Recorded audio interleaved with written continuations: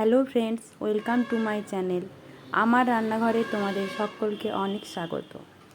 এই প্যাচপ্যাচে গরমে কিছুই খেতে মন চায় না, কি তাই তো? কিন্তু আমের চাটনি খেতে কার না ভালো লাগে। আর বাঙালিদের শেষ পাতে তো চাটনি চাই, আর সেটা যদি হয় কাঁচা আমের, তাহলে তো পুরো ব্যাপারটাই জমে যায়, কি তাই না? তাই আজকে আমি নিয়ে এসেছি আমের চাটনির একটি বিশেষ রেসিপি। চলুন রেসিপিটা দেখে নেওয়া যাক। আমি প্রথমে দুটো মিডিয়াম সাইজের আম খোসা শুদ্ধ সরু সরু লম্বা করে এভাবে কেটে নিয়েছি। এবার আমগুলি একটি কড়াইয়ে দিয়ে দিচ্ছি, তাতে 2 কাপ পরিমাণ জল দিয়ে আর সামান্য একটু নুন দিয়ে আমগুলি সেদ্ধ হতে দেব।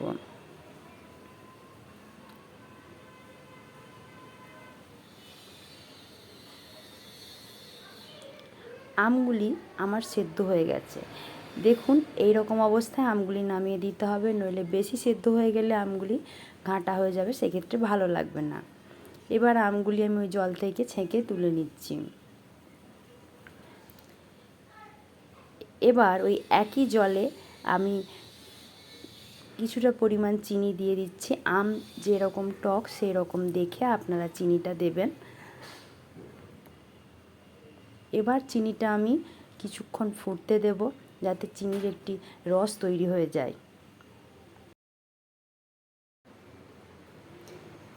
চিনির রসটা ফুটতে থাকুক, আমি অপর দিকে একটি ভাজা মশলা তৈরি করে নেব।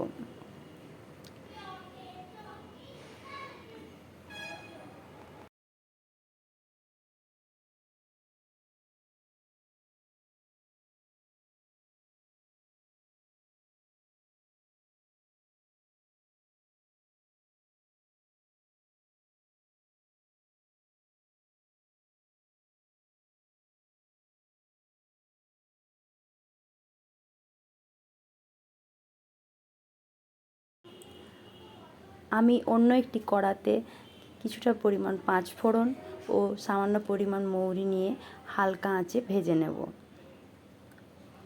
এই ভাজা মশলাটি যে কোনো চাটনিতে ছড়িয়ে দিলে চাটনির স্বাদ দ্বিগুণ হয়ে যায়।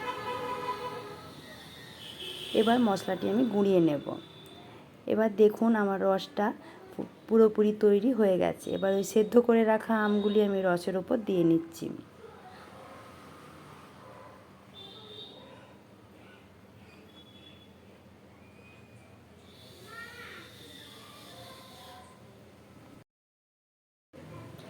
এবার আমগুলি দিয়ে সামান্য একটু ফুটিয়ে আমি ভাজা মশলাটি ছড়িয়ে দেব।